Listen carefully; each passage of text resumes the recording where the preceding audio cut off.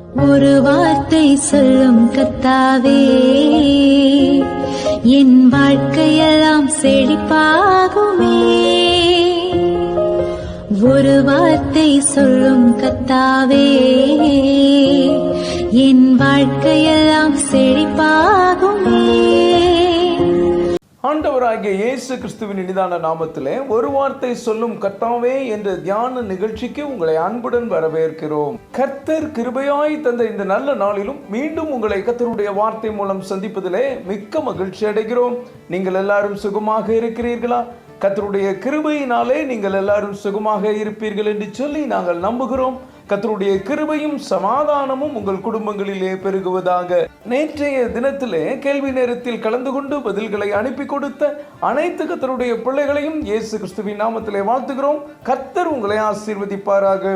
எபிரேயர் 12ஆம் அதிகாரம் 11ஆம் வசனம். எந்த சிக்ஷையும் தற்காலத்தில் சந்தோஷமாய் காணாமல் துக்கமாய் காணும், ஆகிலும் பிற்காலத்தில் அதில் பழகினவர்களுக்கு அது நீதியாகிய சமாதான பலனை தரும்.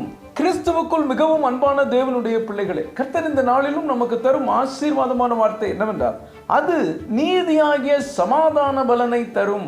எது நீதியாகிய சமாதான பலனை தரும் தெரியுமா?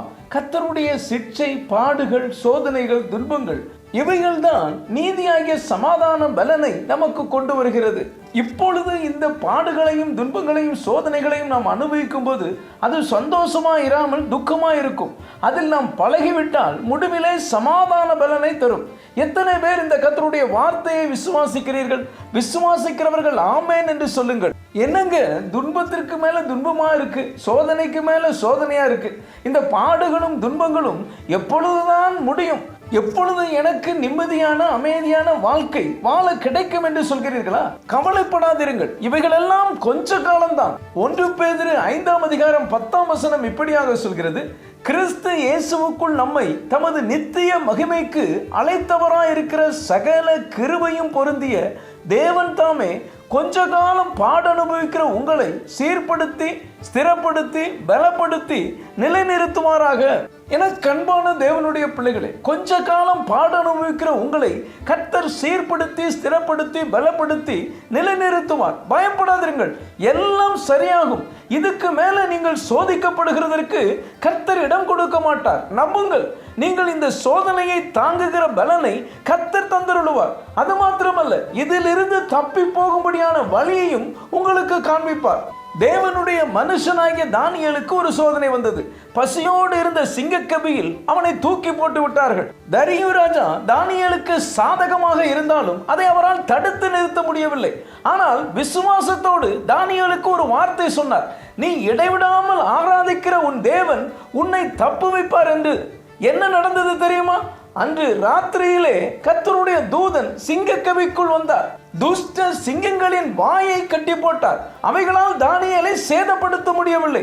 அடுத்த நாள் உயிரோடு இருந்த தானியேலை வெளியே கொண்டு வந்தார்கள். கர்த்தர் தானியேல் சிங்கக்கபியில் இருந்து தப்பி போகும்படியான வழியை உண்டாக்கினார். என கண்பான தேவனுடைய பிள்ளைகளே, சோதனைகளோ பாடுகளோ துன்பங்களோ கொஞ்ச காலம் மட்டும்தான். அதை மனதில் வைத்துக் கொள்ளுங்கள். தானியேல் சிங்கக்கபியில் தூக்கி போடப்பட்டது போல நீங்களும் தூக்கி போடப்படலாம்.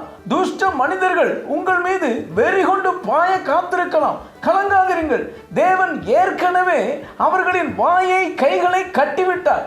எந்த சேதமும் உங்களுக்கு ஏற்படாது. தைரியமாக இருங்கள். தனிமையும் அந்தகாரமும் உங்களை ஒருவேளை பயமுறுத்தலாம். பயப்படாதிருங்கள். சாத்ராக், மேஷாக், ஆபேத் நேகோவோடு அக்கினி ஜுவாலையிலே உலாவின தேவனாகிய கர்த்தர் இன்றைக்கு உங்களோடு இருக்கிறார். 2 தீமோத்தேயு 2ஆம் அதிகாரம் 12ஆம் வசனம் சொல்கிறது போல, அவரோட கூட பாடுகளை சகித்தோமேயானால் அவரோடு கூட ஆளுகையும் செய்வோம். எவ்வளவு பெரிய பாக்கியம் பாருங்கள். நீங்கள் ஆளுகை செய்ய போகிறீர்கள். உங்களுடைய துக்கம், பாடுகள் எல்லாம் மறைய போகிறது. இதிலே பழகிக் கொள்ளுங்கள். எல்லாம் கொஞ்ச காலம்தான்.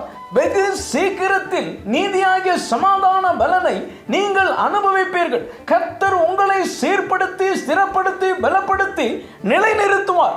ஜெபிப்போம். அன்பின் பரலோக பிதாவே, இந்த நல்ல நேரத்துக்காய் நன்றியோடு உம்மை துதிக்கிறோம், உம்மை ஸ்தோத்திரிக்கிறோம்.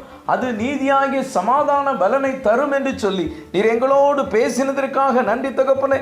இந்த வார்த்தைகளை கேட்டுக்கொண்டிருக்கிற இந்த பிள்ளைகளாகிய நாங்கள் பாடுகளையும் சோதனைகளையும் சிற்சைகளையும் துன்பங்களையும் பொறுமையோடு சகிக்க எங்களுக்கு கிருபைகளை தாரும். நீர் தப்பி போகிற வழியை நீர் காண்பிக்கிறதற்காக ஸ்தோத்திரம். இந்த பிள்ளைகளை நீர் திடப்படுத்தும். இயேசுவின் மூலம் ஜெபிக்கிறோம் நல்ல பிதாவே.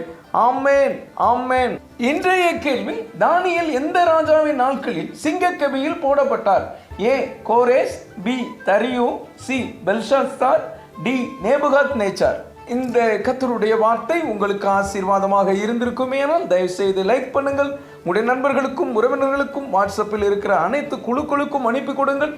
தொடர்ந்து நம்முடைய RCA மிஷனரிமார்களுக்காக ஜெபித்துக் கொள்ளுங்கள். கர்த்தர் உங்களையும் உங்கள் குடும்பத்தின் பிள்ளைகளையும் ஆசீர்வதிப்பாராக.